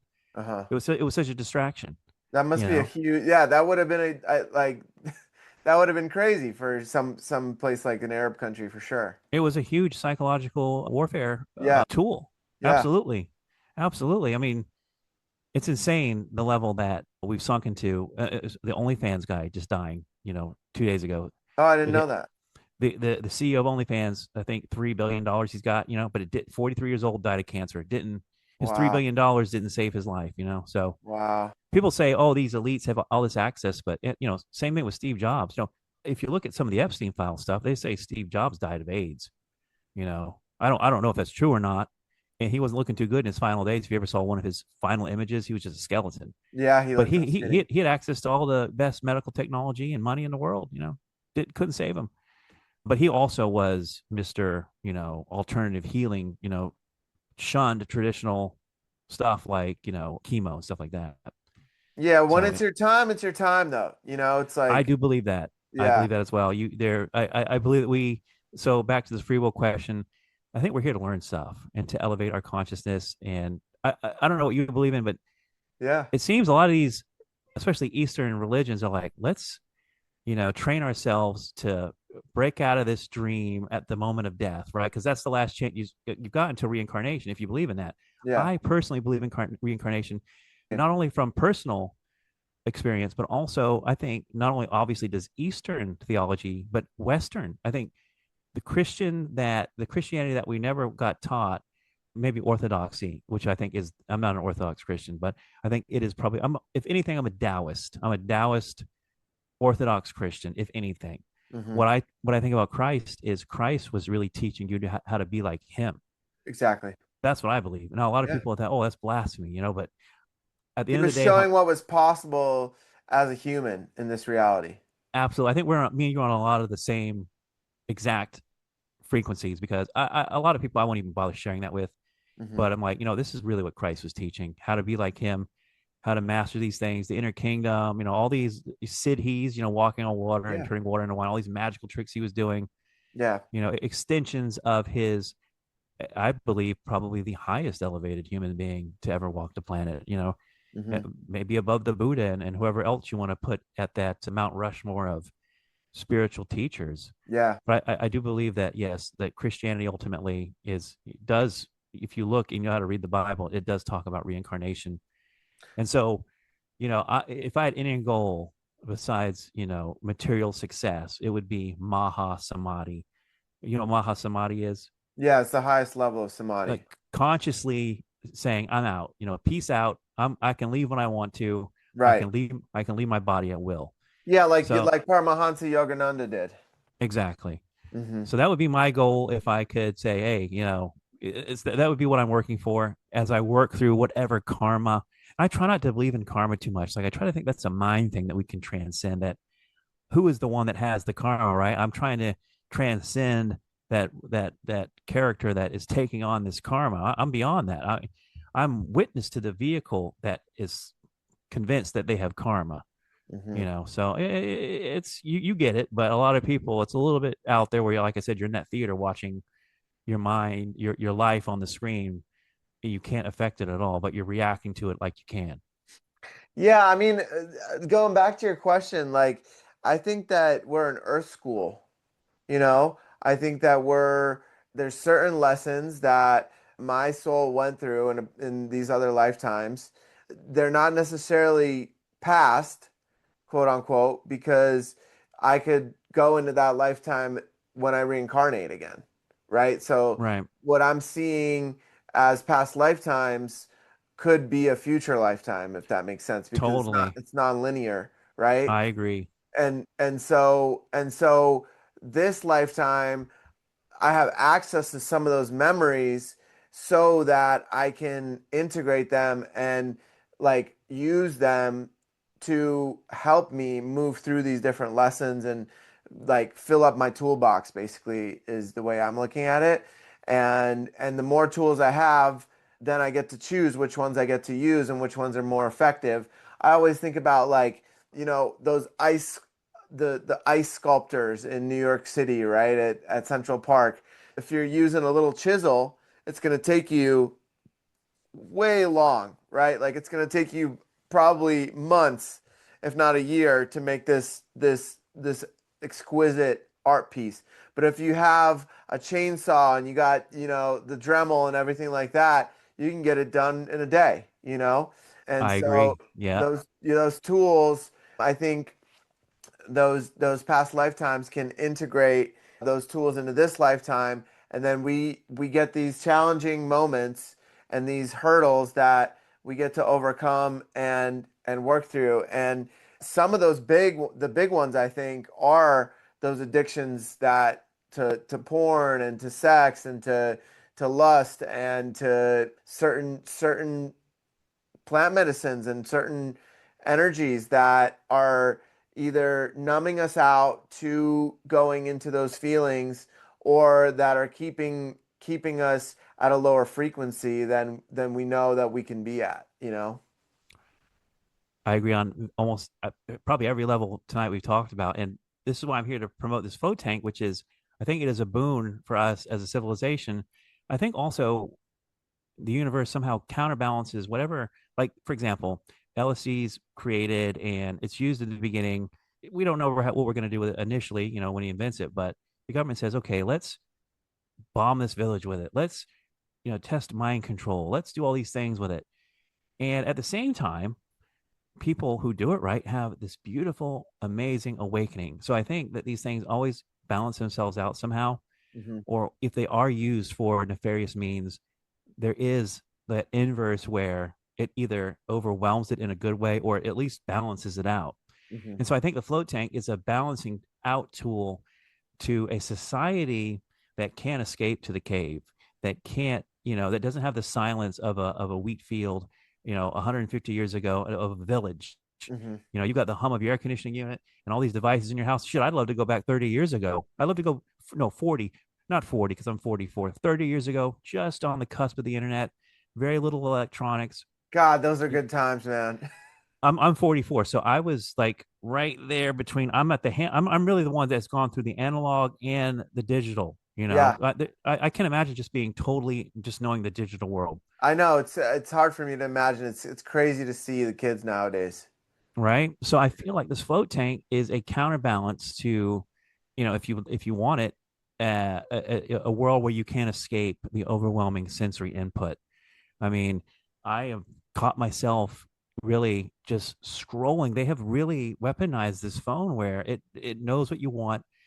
And if you're not careful, you can sit there and scroll for a half hour. I don't even read books anymore. I'm trying to get back to where I read books again. hmm And I might read a book from time to time that really gets me on an iPad, or I'm really bad, but I do a lot of audiobooks. So I'm getting the information, but I'm not reading and using my imagination as much as I used to. hmm So yeah, that's why I promote the float tank, and it is a rocket launcher for meditative practice. And really, and here's another thing: post psychedelic integration. Now, I've had many times where I've gone over the edge with psychedelics. I'll give you a story about MDMA. I had taken way too much. Love it. It's a drug that should be illegal because you should never be allowed to feel that good unnaturally. It is. I don't know what your experience with it is. I've had it, maybe 10, 15 times, and they've all been great, right? But it's an amphetamine, it's a vasorestrictor, a vaso, it really constricts your body, and it really just, there, what goes up must come down. Really is Right. true. With all, even with mushrooms, they're probably the most blissful post experience in Yeah. terms of damage to your body. But a lot of these chemicals, LSD, MDMA, they are vasorestrictors that really put the work onto your body. hmm And so I had an experience with MDMA where I could barely put two sentences together after the trip. And I called the guy because I didn't own it at the time. I was just a customer. I'm like, you just barely could convey what I wanted, but he understood I needed to float. Came in, mm came in, floated. 90 minutes later, I could talk just like I'm talking now. Oh, wow. So it can really bring you back. It can also for integration, like, okay, I just did acid for 12 hours. I did mushroom for 6 hours. How can I integrate this? How can I ground myself? It's a great grounding tool. 1 hour in the float tank is equivalent to 4 hours of deep rest. One of my goals in life, which has been very hard to achieve, it's not impossible with enough money, it's definitely not impossible, but my goal, my dream, and anybody can take this and run with it because I know how hard it is to do. Put float tanks in an airport. You've got an endless stream of Yeah. customers. You've got, and it, because it's perfect for jet lag, you can fly in and then in that 1 hour, you are back to where you need to be and you're not groggy. You feel amazing afterwards. You've dropped all the stress. Oh, that would be so good. Yeah, I think another thing I was thinking is in the gym. Well, that's the thing. So the sports world has caught on to these. The championship patriots of yesteryear, they had these in there. I mean, a lot of sports teams are integrating this as a therapy. It Mhm. works. It is so good for physical injuries. It is so good for joint pain. It is. Oh, here's a good example. So I had a woman when I owned it. She was a professional masseuse, and being in Central Florida, she at a top level, she would work with a lot of really like strong, hardcore pro athletes, and she would always say, like a guy that is a pro athlete, their muscles are hard as a rock, right? To try to give them a massage is like impossible. It hurts her so much physically to try to break that down. Mhm. She learned that when she sends a guy over to me post float, it's like soft dough, Yeah. Even this guy that is a rock hard professional athlete, muscles of steel, he's soft.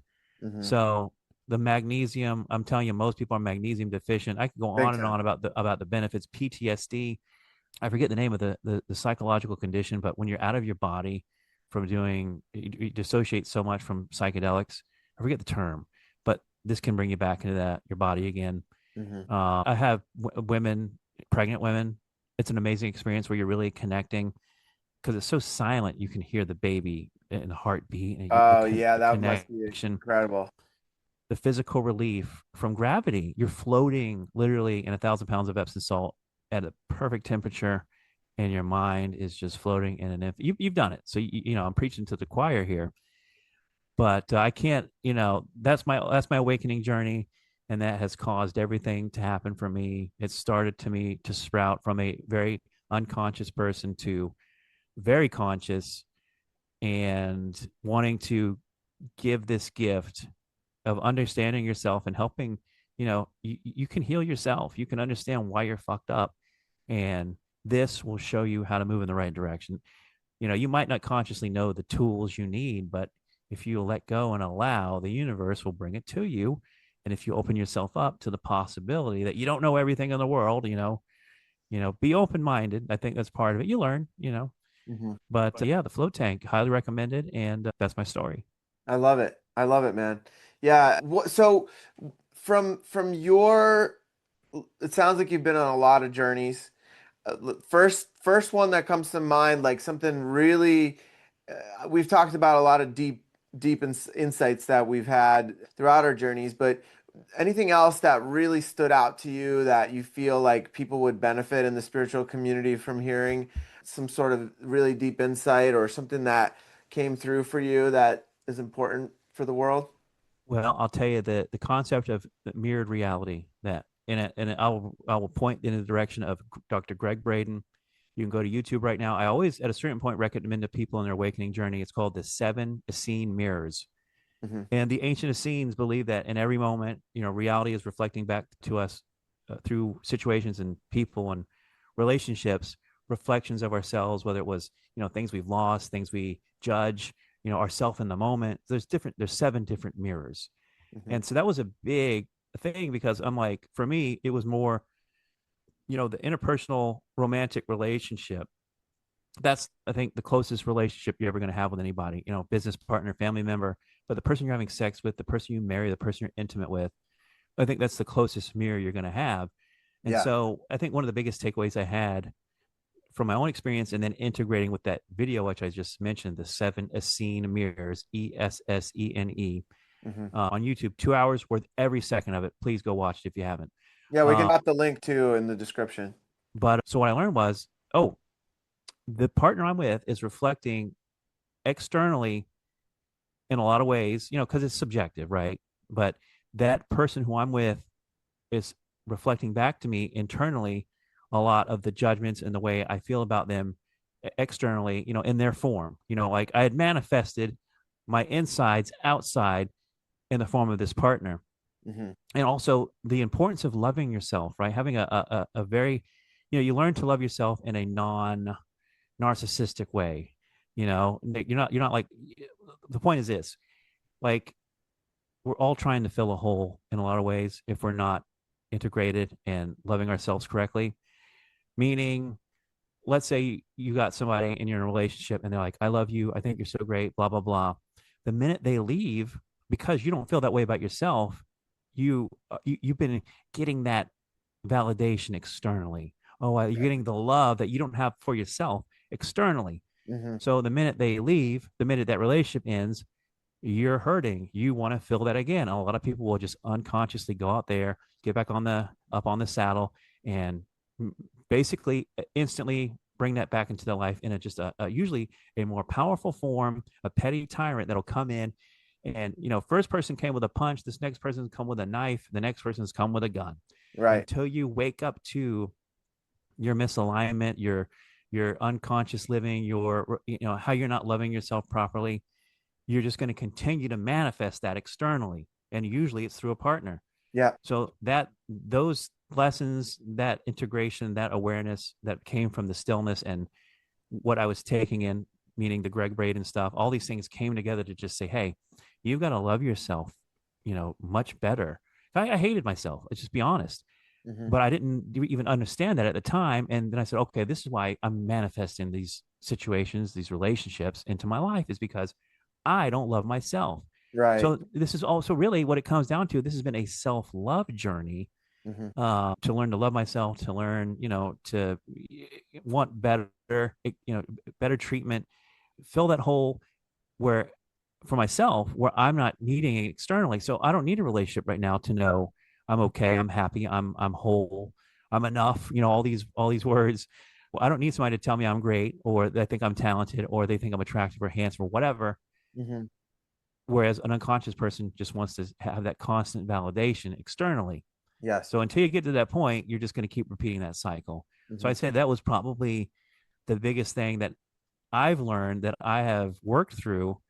And honestly, as much as I think, okay, I've got this shit figured out, that I continue to manifest relationships, and they become more far and fewer between. But still, even this last relationship I had 2 years ago, I thought, okay, I'm enlightened now. I've got this self love thing figured out. I know my limits. I know my standards. I know what, I'm enlightened. I got it figured out. And this woman came into my life and she didn't even know it, but she was kicking my ass up and down the street like you wouldn't believe. And through accidents, I think physically getting in accidents and hurting myself allowed my awareness to drop to a point where this shit was happening again. And Mm. and so at the end of the relationship, I woke up and I'm like, oh, okay. I told her, I said, when we met up for the last time, I said, you know what? You're the fucking master. You're, because everyone's God, of course, but I'm like, you have whipped my ass so bad with, you don't even know it. You don't even know how bad you whipped my ass. So Right. I'm sitting here thinking, I'm the man.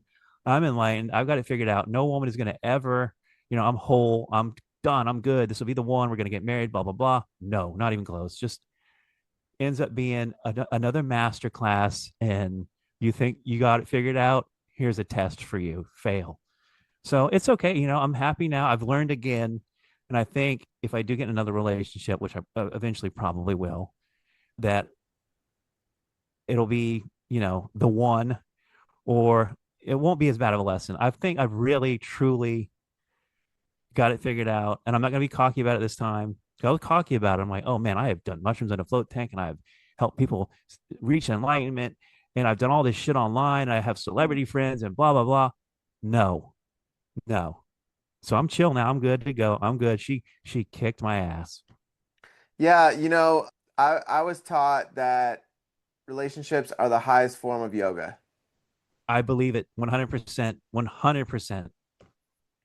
And, you know, if you really want to grow, find a partner that's awake and not try to be with somebody who's just either starting their path or somebody who's just, still very deep in the matrix for whatever reason, if they have money or whatever they may give you, right? That seems like a good exchange for that. But if you really want to grow and expand, date somebody who is on the path and has been doing it for a while. I agree, and I think that was part of my problem. And funny enough, her name was Maya, right? I don't know, know what that means, like the Yeah, yeah, illusion, yeah. The the illusion. illusionary nature of Yeah. reality. I kicked just laughing in my face the whole time. Universe, Hmm. yeah, Yeah. seek out a conscious partner. I mean, the thing is, the heart wants what it wants, and I do think on some level that we are predetermined to have certain karmic lessons. Whether we like it or not, whether we think we're enlightened and can navigate it or not, the universe is a trickster. Like I really truly believe that God is a jokester and a trickster, and that's okay. But like it's going to slip in. And here's another way I look at lessons. It's like, okay, first of all, the next relationship I'm going to get in, I told myself, look, I only get in relationships with women. I think, okay, I'm going to let you destroy my life potentially. I have to like you enough. I have to be that much attracted where if I get destroyed, I'll feel like it was worth it. But I Mm, also look at it like this: lessons are like fucking giving a dog medicine, right? You got to fucking put the medicine in a piece of ham. All right. Sometimes you're not going to take the medicine willingly, right? I'm not going to take that medicine willingly. You think I'm mm, going to sign up to have my soul decimated? No. Let's put it in, not to, couch it this way, but let's put it in a piece of ham. mm, Let me desire it. Let mm. me the dog is just going to boom. The dog is not going to think twice. The dog is going to eat the ham and it's got the medicine inside. There's nothing the dog can do now. Well, I'll tell Impulsive. you, yeah, I'll tell you what, man. The for me, the synchronicities are what led me to the partner I'm with now. Because if it wasn't for all these synchronicities, that's what I listen to, right? I listen to what the universe is really calling me to. And when I met my partner now, I was like, that's my next partner for sure, you know? And then when we started talking, it was like bam, bam, bam, bam, bam. Her mom lived 10 minutes from my house in San Diego when I was living over there. Like there's all these alignments that I was like, I okay, agree. undeniable. I didn't force my last one. I felt there was a lot of synchronicities, but it did not flow together easily. I Mm, did have to make some, I had to really put some effort into certain things when I should have said, nope, this is not syncing up. This is not aligned. yeah, But no, I had to go for it. So, it is what it is. That's how we learn. That's what we're here for. I don't think God wastes time on anything. I think, what I mean? Like there's nothing random. Nothing is random. I don't know what you think, but I totally think that God does not waste time or energy on anything. yeah. So every encounter has the seed of something terrible happening or something absolutely awakening and amazing. And it's all grist for the mill, as Ram Dass would say. It's Hmm. all purposeful. And I just really, just try to stay in that state of awareness. Try not to sink into unconsciousness, which sometimes you can't help it. Like I said, physical trauma, I think sometimes brings us down in terms of catching a signal and being in alignment. Pain, for example, pain takes, I want to be blissed out. How can I be blissed out when I'm in pain, physical pain? It takes a lot to transcend physical pain. Now people can do it. Yeah, And that's kind of where I got where I'm like, oh, I'm really stuck in this loop of telling this story of I got a broken neck, I got a broken back. Oh, no, transcend that. yeah. Well, what's fascinating about this podcast is I've had people have broken backs, have these crazy pains, and they've transcended in different ways. But some of them, just find stillness, like the float tank, right? Where they just sit and just sit with it and sit with it until there's a shift, and then it's gone. And I agree, and I think if I had to tell somebody like the ultimate lesson of what I've learned is like everything is a fucking placebo. Whatever it takes to get you there, whether it is Jesus, whether it is a literal pill, whether Mhm. it is a meditation, self talk.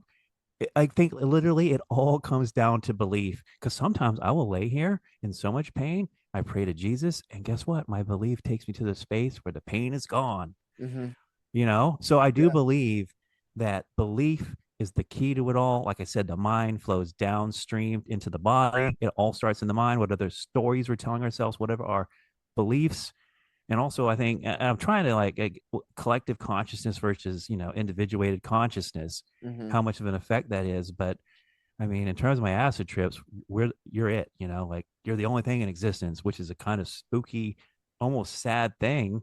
Yeah. But really, if I'm telling the truth of my conscious journey, it's like you're it, and it all comes down to you. And meaning, you can't blame it on someone else. Also, it does take a bit of like saying, hey, self responsibility Right. and taking accountability is also a big part of it, that not shifting it off to, oh, bad karma, circumstance, stuff like that. No, I'm going to take accountability. I'm going to do the work, and hopefully God will meet me halfway, in terms of the float tank or whatever modality best suits you to reach higher awareness. Yep. Yeah. Yeah.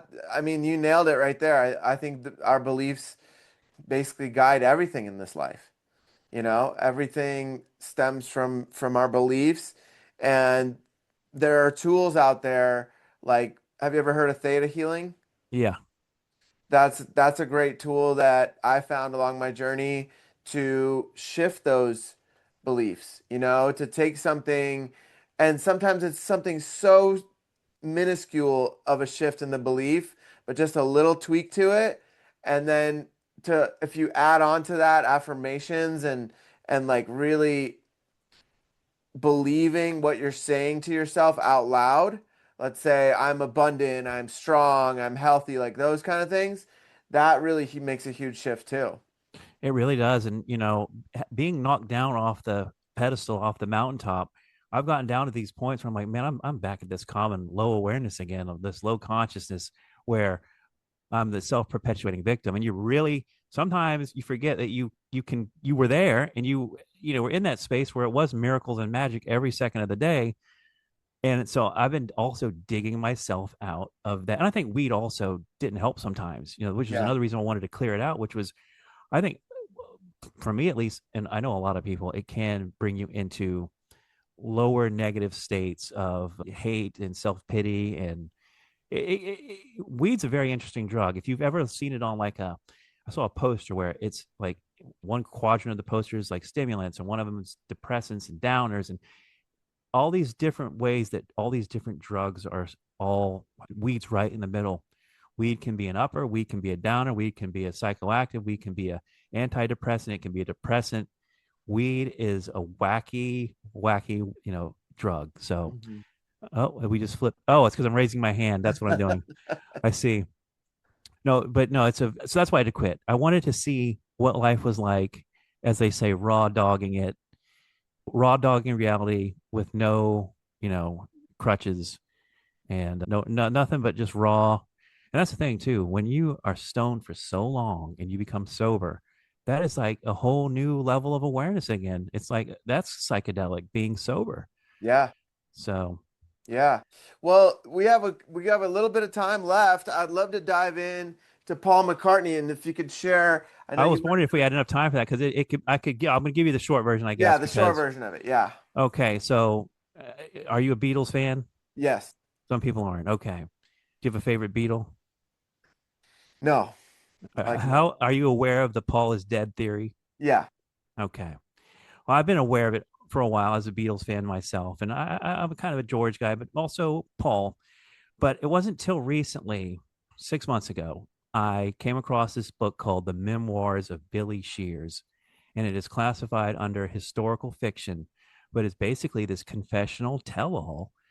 So I'll tell you who Billy Shears is before we talk about that. So in 1969, in the fall of 1969, this is at the end of the Beatles went from 60, they broke through in 62, America 64, they ended right around the beginning of 1970 with Abbey Road. Let It Be was the last released album. But fall of 69, you've got in America, and I think it was in Detroit, guy comes on the radio and says, hey, these college students are like, hey, have you, to the radio disc jockey, have you found the clues in the Beatles albums that Paul McCartney's dead. Mm-hmm. And the DJ's like, what are you talking about? And so it's like, you play Revolution number 9 backwards, and it's like, I mean, I've got it here. I got like a ton of notes on this one actually. But Paul is dead.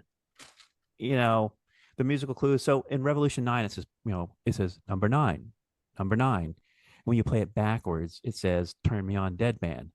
So the Beatles are world famous for being the first, for a lot of things, but being the first band to really use backmasking. Playing the record backwards reveals hidden messages. Oh, that's so interesting. And this digs back to Crowley, Aleister Crowley, the most evil man on earth from the Britain in the early 1900s. Now, interesting about Crowley is he's not once but twice on the cover of Sgt. Pepper's Lonely Hearts Club Band. Now, Mm. the young Aleister Crowley looks like Paul McCartney. So there's another theory that Paul McCartney is related to Aleister Crowley, Billy Shears. Okay, we'll get to that. Strawberry Fields, there's a message at the end. It says, "I buried Paul." Now, Lennon goes to say cranberry sauce is what I really said, but if you really listen to it, he ain't saying cranberry sauce. He's saying, "I buried Paul." Mm. So all these backmask clues are throughout the album. Sgt. Pepper's Lonely Hearts Club Band is okay. So the story is this. So Paul McCartney, in September 11th of 1966, Paul McCartney is leaving the EMI studios in London. He's driving in his white Alfa Romeo. He's speeding. There's different variations on this story, but the gist of the story is McCartney gets into a car accident. He loses his head. He's decapitated. In the last song on Sgt. Pepper, he's talking about the guy that gets his head knocked off. What's the lyrics? I can't remember now. We're talking about it. But the point is, McCartney loses his head in a car accident. He's killed. Mm-hmm. The next day, Billy Shears. Now, Billy Shears is the man of 1,000 voices. He Mm-hmm. is a Illuminati 33-degree Freemason musician. If I can get my phone to work here. There's my notes. So he's a man of 1,000 voices. He initially is known as Phil Ackrell of Denny and the Diplomats. Mm-hmm. William Campbell Shears is his real name. Now, Vivian Stanshall, I don't know if you're familiar with him, but he was the leader of the Bonzo Dog Doodah band in the 60s, an avant-garde, artistic band. That's Paul McCartney. That's Billy Shears, Mm-hmm. right? Billy Shears is this guy that's playing all these different characters in the 60s. So when the real Paul McCartney gets killed in 1966, they bring Billy Shears up, and he looks like Paul McCartney to a degree. They give him surgery. He looks more like Paul McCartney. And so this book, The Memoirs of Billy Shears, he talks about all these things. And I'm reading this book, and not only is it a straight read, but there are bold-faced type in the, there's coding within the book, within the footnotes. So I go back and I look through all these things he's talking about. I start doing some serious research, and I would really recommend people. There's really two places you should go. It's Mike Williams, the Sage of Quay. He is ground zero for all of this because he has brought together all the people with all their different theories on his YouTube/podcast show. I got a lot of this information from him. Also, there's a memorial page for like James Paul McCartney justice, because what kind of freaks me out about this whole story is Billy Shears has played Paul McCartney now for 60 years, 1966 to 2026. Mm-hmm. Paul McCartney was Paul McCartney only for 24 years. Mm-hmm. So when people think about this theory, they're like, wait a minute. They found a guy that was left-handed that could sing and play better than the real Paul McCartney. But a lot of the Paul McCartney you're thinking about is the Sgt. Pepper, the White Album, all the avant-garde, psychedelic, So another thing is 1962 to 1966, all those albums, those were written by people that were not the Beatles. There's something called a Wrecking Crew. And this was not just the Beatles, but in the 60s, they'd have these bands pre-record, these studio musicians pre-record the song, and then they'd have the vocalists come in. So at a minimum, the Beatles are just doing the vocals for their albums, Please Please Me, Help, up to, what's the last one? Revolver. Up to Revolver, those are studio musicians with the Beatles just doing the vocals. Now they bring Billy in. Billy, like I said, Billy, if you look on the Sergeant Pepper's album, he's got a flute in his hand. All the other Beatles have wood instruments or brass instruments. I can't remember, but they all have different instruments. Now, when Billy was playing Vivian Stanshall, he was a flautist, right? He was playing the flute, all these other instruments. So Paul McCartney wasn't playing piano on these Beatles albums prior to Billy taking the role. Hmm. So you get this. Okay, and here's another thing: when Sergeant Pepper came out, every single one of them, they all look different. The mustaches, that psychedelic look, that was so Paul could have that mustache to hide his plastic surgery because he, unless you were damn blind, if you really examine 1962, 64, 65 Paul McCartney, and you look at post 67, 67, 68, 69 to now, it's longer face, different color eyes. Billy is 3 inches taller than Paul McCartney. He parts his hair in a different way. Okay, this is definitely a different person. Interesting. So, I mean, I go on for this for hours, but so what the gist of it is, this guy has written this tell all and he's given it to this other guy to publish. Thomas U. Harriot is the guy that publishes the memoirs of Billy Shears. Hmm. But it's this tell all, and you go and look at the stuff that he's talking about in the book, and it's like, oh, okay, this is true. There might be, some misinformation because they can't. This guy Billy, who's had this contract for 60 years, he's a billionaire now. He's done exceptionally well playing Paul McCartney, but he's getting, Paul, and he's also like 5 years older than the actual Paul. So when they're listing Paul McCartney's like 82 years old, Billy's like 87. Billy's Hmm. getting old. Hmm. So Paul McCartney's time on this earth is running out. But it's crazy to think Paul McCartney was the first Beatle to die. Not Lennon. This has been this imposter this whole time fooling people. And the book also goes into 9/11 and all these other. The whole point is this: the Beatles, they were making too much money. But I don't know if you know this about the Beatles. They are a Tavistock creation. Do you know what Tavistock is?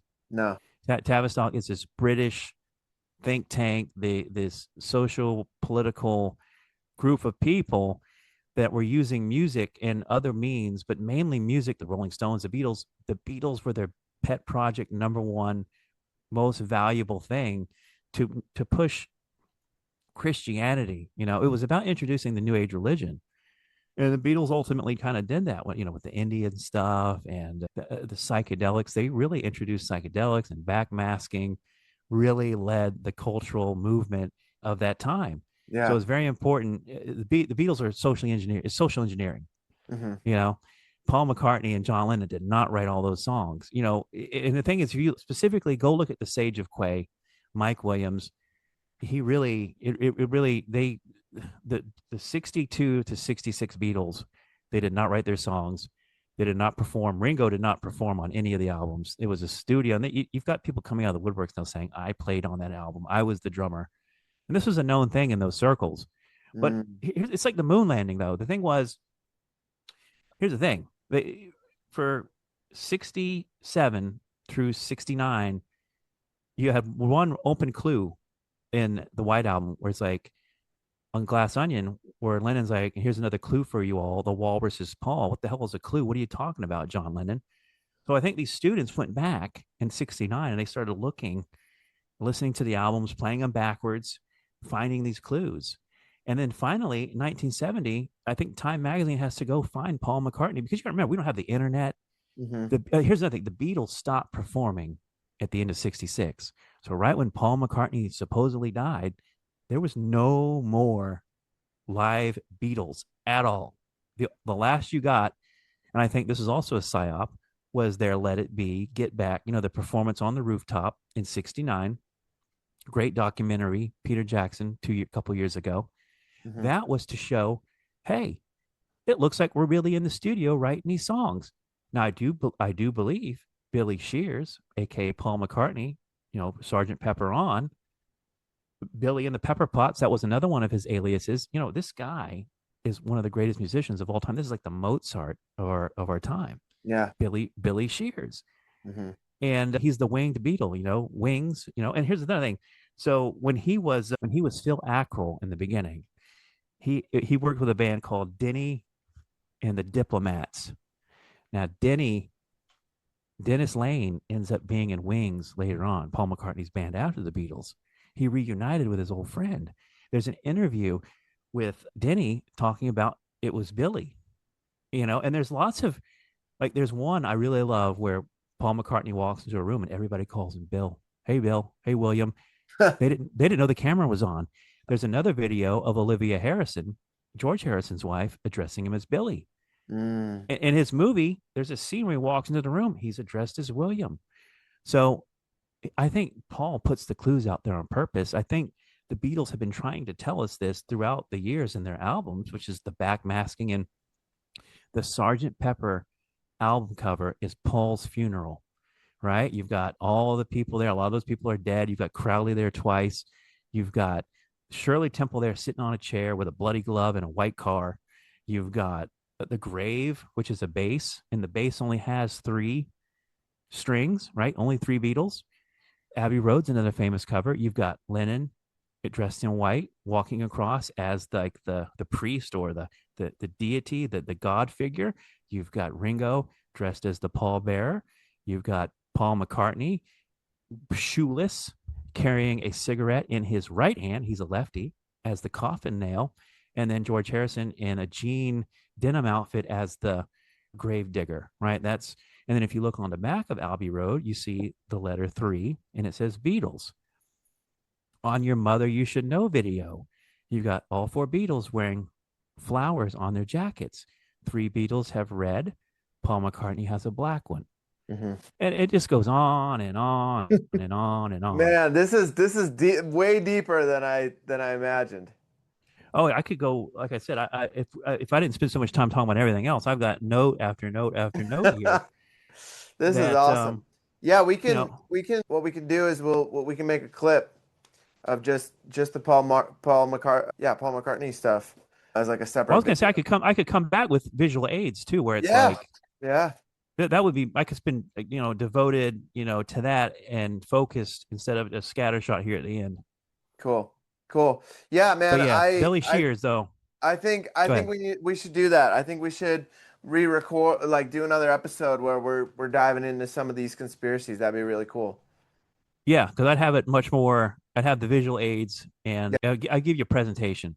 Cool. That'd be awesome. That'd be awesome, man. Yeah, I think there's a lot of really cool stuff we could dive into with that. That'd be awesome. So, thank you so much, Float, for coming on today. It's been such an honor to have you on. I learned a lot, and I hope that your story is inspirational for people to really take a deeper look at their relationship with marijuana and with these numbing these ways to numb out and not go deep inside like we were mentioning earlier. Well, I think it does elevate to a point, and then if you're not careful with it, it can, keep you stagnant or drag you back down.